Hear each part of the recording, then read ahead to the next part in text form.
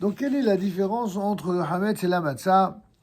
Si l'on mélange de la farine, qui est faite à partir de l'une des 5 céréales qu'on a mentionnées précédemment, et qu'on la mélange, ces 5 céréales, à de l'eau, et qu'après on pétrit ce mélange rapidement puis qu'on l'enfourne tout de suite au four, dans le cas où la pâte n'a pas le temps de fermenter.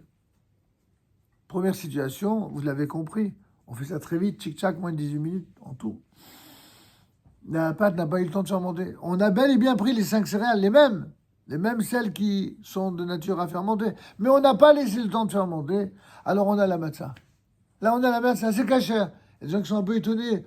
Mais comment? Mais c'est marrant. La matzah, mais on l'a fait avec de la farine. Mais évidemment. Mais avec quoi tu veux faire de la matzah? C'est forcément que c'est avec de la farine. C'est pas avec des clous que je vais faire de la matzah. Donc c'est avec la farine. Sauf que avec une farine, avec des céréales qui n'ont pas eu le temps de lever. Telle est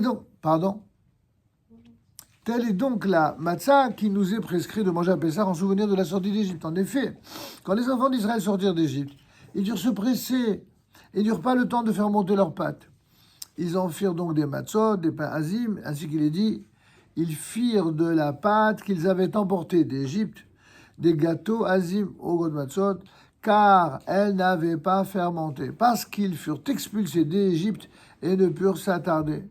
C'est ce qu'on voit dans le livre de Shemot, au chapitre 12, verset 39.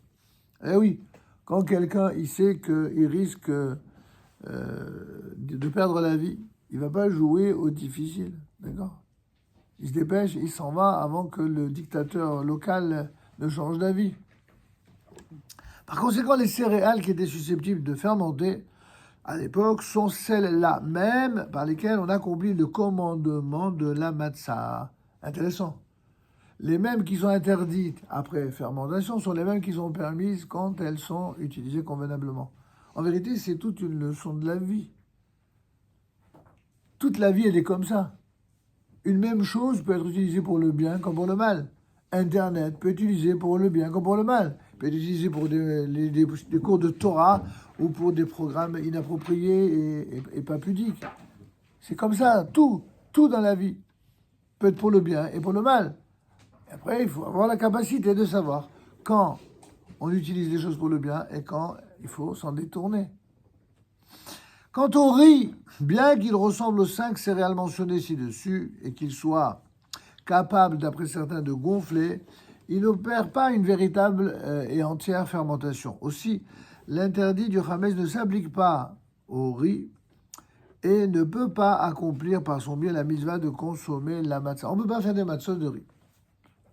Alors, je ne parle même pas de la sempiternelle discussion pour nos amis et frères d'origine tunisienne qui, en Tunisie, eh bien, encourageaient le riz parce que c'était, à une certaine époque, l'un des rares aliments qui pouvait être consommé sans conséquences fâcheuses pour l'organisme, alors qu'il y avait eu des maladies et autres.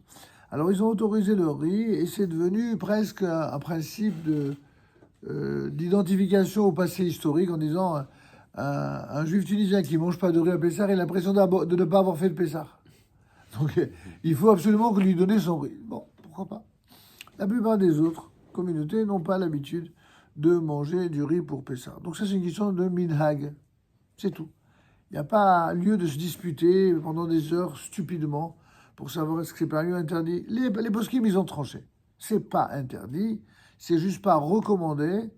Et c'est pour ça que ceux qui ont l'usage de ne pas le faire, ils ne le mangent pas. Et ceux qui ont l'usage de le manger, ils ont sur qui s'appuyer, donc ils le mangent. Point final. Maintenant, tant que la pâte... C'est le fameux plat de tsuki. Je ne sais pas. Ma femme, elle est plus forte que moi dans ce domaine. C'est ça? Msoki. C'est ça? Alors, on a des spécialistes. Demandez aux spécialistes. Voilà, le msoki, saha. Donc, tant que la pâte se trouve en mouvement, comme elle l'est quand on la pétrit, alors elle ne peut pas fermenter. Mais si elle repose pendant 18 minutes sans mouvement, alors commence le processus de fermentation et tous les interdits liés au Hametz qui s'y appliquent. C'est très intéressant cette description halachique parce qu'elle décrit en même temps de quelle manière le Yetzer Hara, il s'installe dans la vie d'un juif.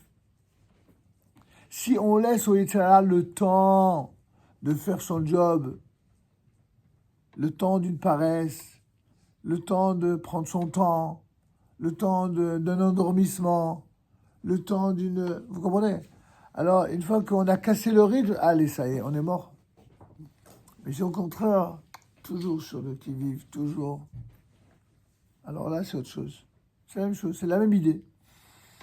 En un endroit chaud, même en reposant moins de 18 minutes, il peut arriver que la pâte puisse fermenter. On fait référence à des pays chauds comme Israël ou le Maroc, par exemple, ou d'autres encore. Et donc, si l'on voit des fissures dans la pâte qui proviennent d'un gonflement, c'est le signe probable, même certain, d'une fermentation, même si cela s'est fait de moins de 18 minutes qui sont passées sans pétrissage. Et à ce qu'il semble, la pièce était déjà chaude ou la pâte était elle-même chaude, ce qui l'a fait fermenter en moins de temps. Et dans ce cas-là, ce sera interdit. Bon, on a des spécialistes, que ce soit ici ou là, qui connaissent bien cette problématique et qui veillent à faire les choses dans le strict respect de la halakha. On va passer et même terminer pour ce soir sur le 5e point, la destruction et la combustion du Hametz. Destruction et combustion du Hametz.